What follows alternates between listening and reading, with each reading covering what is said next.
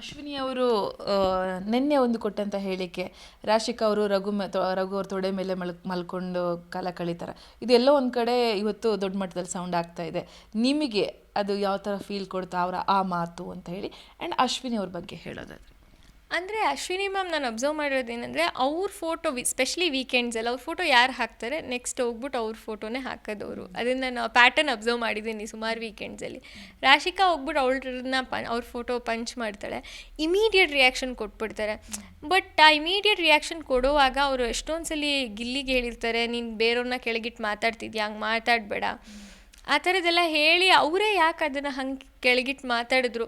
It is like ಕ್ಯಾರೆಕ್ಟರ್ನೇ ಕೆಳಗಿಟ್ಟು ಮಾತಾಡ್ತಿರೋ ಥರನೇ ಅವ್ರು sound ಆಗಿದ್ದದು. ಯಾಕಂದರೆ ರಘು ಸರ್ ಜೊತೆ ಒಂದು ಕಂಫರ್ಟಬಲ್ ಆಗಿದ್ವಿ ನಾವು, ಆ್ಯಂಡ್ ಆ ಥರ ಫೀಲ್ ಮಾಡಿಸಿದ್ರು. ಬಿಕಾಸ್ ನಮಗೆಲ್ಲರಿಗೂ ಅವರು ಮಾತಾಡ್ತಿದ್ದ ವಿಷಯಗಳಾಗಿರ್ಬೋದು, ಅಥವಾ ನಾವೇನಾದ್ರು ಹೇಳ್ಕೊಂಡಾಗ ಅವ್ರು ಕೊಡ್ತಿದ್ದ ಒಪಿನಿಯನ್ಸ್ ಆಗಿರ್ಬೋದು, ಒಂದು ಕಂಫರ್ಟಬಲ್ ಫೀಲ್ ಮಾಡಿಸ್ತಿದ್ರು. ಸೊ ಅದನ್ನೇ ಅವ್ರು ಬೇರೆ ಶೇಡ್ ಕೊಟ್ಬಿಟ್ರಾ, ಆ ಅಜ್ಜಲ್ಲಿ ನನ್ನ ಫೋಟೋ ಹಾಕ್ಬಿಟ್ಲು ಅನ್ನೋ ಇದರಲ್ಲಿ ಅವರು ಆ ಥರ ಮಾತಾಡ್ಬಿಟ್ಟಿದ್ದು ತುಂಬ ತಪ್ಪಾಯಿತು ಅಂತ ಅನಿಸುತ್ತೆ. ರಕ್ಷಿತಾ ಬರುವಾಗ ಏನು ಮನಸ್ಸಲ್ಲಿ ಇಟ್ಕೋಬೇಡಿ ಅದೆಲ್ಲ ಹೇಳಿದಾಗ ಇವನ್ ಅವ್ರು ಹೇಳೋಕೆ ನಮಗೆ ಒಂಥರ ಫೀಲ್ ಆಗ್ತಾ ಇತ್ತು. ಆಕೆ ಬಗ್ಗೆ ಹೇಳೋದಾದರೆ ನಿಜಕ್ಕೂ ಆಕೆ ಹೇಗೆ, ಆಕೆ ವ್ಯಕ್ತಿತ್ವ ಹೇಗೆ, ನಿಮ್ಮ ಜೊತೆ ಹೇಗಿರ್ತಿದ್ರು? ನಾವೀಗ ಒಂದು ಕಾಲ್ ಅವರ್ ನೋಡ್ತೀವಿ, ನೀವು 24/7 ಅವ್ರ ಜೊತೆ ಕಳೆದಿರ್ತೀರ. ಏನು ಹೇಳೋದಕ್ಕೆ ಇಷ್ಟಪಡ್ತೀನಿ ಅಂತ ಹೇಳಿ? ಅಂದರೆ ನಂದು ರಕ್ಷಿತಂದು ಆ್ಯಕ್ಚುಲಿ ಆಲ್ಮೋಸ್ಟ್ ಬರೀ ಅವಳನ್ನ ನಾಮಿನೇಟ್ ಮಾಡ್ತಾಳೆ, ನಾನು ಅವಳನ್ನ ನಾಮಿನೇಟ್ ಮಾಡ್ತೀನಿ, ಆ ಥರ. ಇನಿಷಿಯಲಿ ಹಂಗಿರಲಿಲ್ಲ, ಅದು ಒಂದು ಪಾಯಿಂಟಿಂದ ಹಂಗಾಗಕ್ಕೆ ಶುರು ಆಗೋಯ್ತು. But I think last week ಏನಿತ್ತು, ನಾವಿಬ್ಬರು ಕಿಚನ್ ಒಟ್ಟಿಗೆ ಮಾಡ್ತೀವಿ, ಅವಾಗ ಸುಮಾರು ಮಾತಾಡ್ತೀವಿ. ಆ್ಯಂಡ್ ಆಲ್ಸೋ ನಾವು ಒಂದು ಇದಕ್ಕೆ ಬರ್ತೀನಿ, let it go, it's okay, ಶೋಯಿಂದನೇ ಹೊರಗೆ ಹೋಗ್ತಿದ್ದೀನಿ, ಅದನ್ನೇನೋ ಕ್ಯಾರಿ ಮಾಡಿ ಶೋಲ್ಲಿ ಎಲ್ಲರ ಮೇಲೂ ಒಪಿನಿಯನ್ಸ್ ಕೊಡಬೇಕು, ಆ ಥರ ಒಂದು ಒಪಿನಿಯನ್ ಕೊಟ್ಟಿದ್ದಾಳೆ. ಸೊ ಲೆಟ್ ಇಟ್ ಗೋ ಅನ್ನೋ ಇದರಲ್ಲೇ ಬರ್ತೀನಿ. Okay, super. ನಿಮ್ಮ ಪ್ರಕಾರ ನಿಜಕ್ಕೂ ಗೆಲುವು ಯಾರಿಗೆ ಆಗಬೇಕು, ಯಾರು ಗೆಲ್ಲಬಾರ್ದು? ಒಂದಿರುತ್ತೆ ನಾನು ಆಗಲೇ ಹೇಳ್ದಂಗೆ, ನಾವು ಒಂದು ಸ್ವಲ್ಪ ನೋಡಿರ್ತೀವಿ, ನೀವು ಫುಲ್ ನೋಡಿರ್ತೀರ. ಯಾರು ನಿಜ ಗೆಲುವು ಯಾರಿಗೆ ಸಿಕ್ಕರೆ ನಿಮ್ಗೆ ಖುಷಿ ಕೊಡುತ್ತೆ ಅಂತ ಹೇಳಿ? ನನಗೆ ಧನು ಅಥವಾ ಗಿಲ್ಲಿ ಗೆದ್ದರೆ I think I will be happy. Okay, Rashika ಬಗ್ಗೆ ಹೇಳೋದಾದರೆ? Rashika I think she played well. ನನಗೂ ಅವಳಿಗೂ ತುಂಬ ಫ್ರಿಕ್ಷನ್ ಆಯಿತು. ಸ್ಟಾರ್ಟಿಂಗ್ ನಾವು ಚೆನ್ನಾಗಿದ್ವಿ, ಬಟ್ ಆಮೇಲೆ ಒಂದು ಫ್ರಿಕ್ಷನ್ ಕ್ರಿಯೇಟ್ ಆಯಿತು. ಆ ಫ್ರಿಕ್ಷನ್ ಹೋಗ್ತಾನೇ ಹೋಯಿತು ಹಾಗೆ. ಬಟ್ ಅಟ್ ದ ಎಂಡ್ ಒಂಥರ ಹ್ಯಾಪಿ ಎಂಡಿಂಗ್ ಥರನೇ ಅನಿಸ್ತು ಅನಿಸುತ್ತೆ. ಲಾಸ್ಟ್ ವೀಕ್ ಕೂಡ ನಾನು ಅವಳು ತುಂಬ ಮಾತಾಡ್ತೀವಿ, ಒಟ್ಟಿಗೆ ತುಂಬ ಒಪಿನಿಯನ್ಸ್ ಶೇರ್ ಮಾಡ್ಕೋತೀವಿ. ಅವಳು ನಂಗೆ ಉತ್ತಮನೂ ಕೊಡ್ತಾಳೆ, ಆ್ಯಂಡ್ ಎಲ್ಲೋ ಅಪ್ರಿಷಿಯೇಟ್ ಮಾಡಿದ್ಲು ಅಂತ ಅನಿಸುತ್ತೆ ಲಾಸ್ಟಲ್ಲಿ. So that was also nice. Kavya ಬಗ್ಗೆ ಹೇಳೋದಾದರೆ, ಅವ್ರ ಪೇರೆಂಟ್ಸ್ ಮಾಡಿದ ತಪ್ಪು ಅದೊಂಥರ 12 ಸೀಸನಲ್ಲಿ ಯಾರೂ ಮಾಡದಂಥ ಒಂದು ದೊಡ್ಡ ತಪ್ಪು ಮಾಡಿದ್ರು.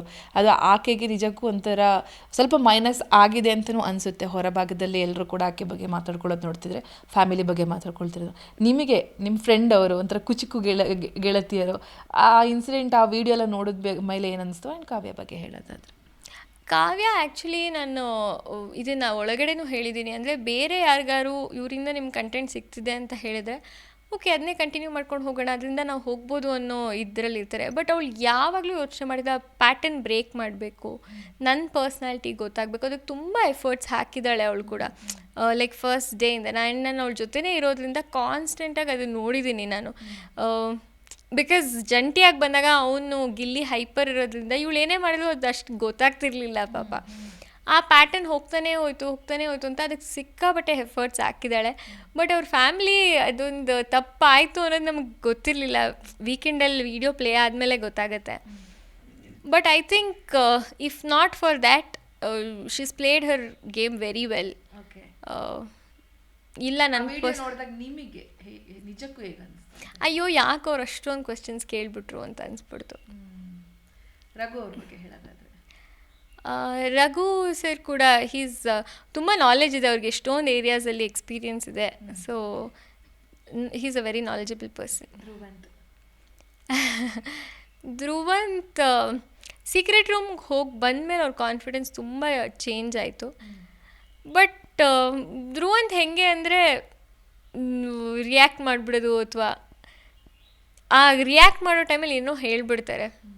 ಅಂದರೆ ಅವ್ರು ಇವಾಗ ಅವ್ರು ಒಳಗೆ ಹೋದಾಗಲೂ ಕೂಡ ಅವ್ರದ್ದು ವಿಡಿಯೋ ವೈರಲ್ ಆಗ್ತಿತ್ತು, ಅವ್ರ ವೈಫ್ಗೇನೋ ಹೊಡೆದಿರೋದು. ಇತ್ತೀಚೆಗಂತೂ ಸಿಕ್ಕಾಪಟ್ಟೆ ಹೆಣ್ಮಕ್ಳಿಗೆ ರೆಸ್ಪೆಕ್ಟ್ ಮಾಡಲ್ಲ, ಹೆಂಗೆ ಬೇಕು ಹಾಗೆಲ್ಲ ಮಾತಾಡ್ಬಿಡ್ತಾರೆ ಅನ್ನೋದಕ್ಕೆ ಸಂಬಂಧಪಟ್ಟಂತೆ. ಹೆಂಡತಿಗೆ ರೆಸ್ಪೆಕ್ಟ್ ಮಾಡಿಲ್ಲ, ಇನ್ನು ಹೆಣ್ಮಕ್ಳಿಗೆ ಅಲ್ಲಿದ್ದವ್ರಿಗೆ ಹೆಂಗೆ ರೆಸ್ಪೆಕ್ಟ್ ಮಾಡ್ತಾರೆ ಅನ್ನೋ ಥರ ಒಂದು ದೊಡ್ಡ ಮಟ್ಟದಲ್ಲಿ ವಿಡಿಯೋ ವೈರಲ್ ಆಗ್ತಾ ಇದೆ.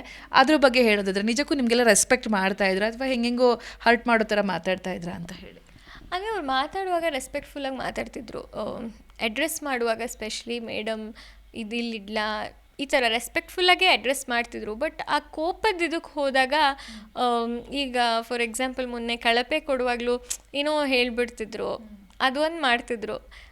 ಮಧ್ಯ ಯೂಸೇಜ್ ಆಫ್ ವರ್ಡ್ಸ್ ಅವ್ರು ಅಷ್ಟು ರೆಸ್ಪೆಕ್ಟ್ ಕೊಟ್ಟಿದ್ದು ಒಂದು ಕಡೆ ಆದರೆ ಆ ಕೋಪದಲ್ಲಿ ಒಂದೊಂದು ಮಾತು ಕಾಂಟ್ರಾಸ್ಟ್ ಆಗೋಗ್ತಿತ್ತು.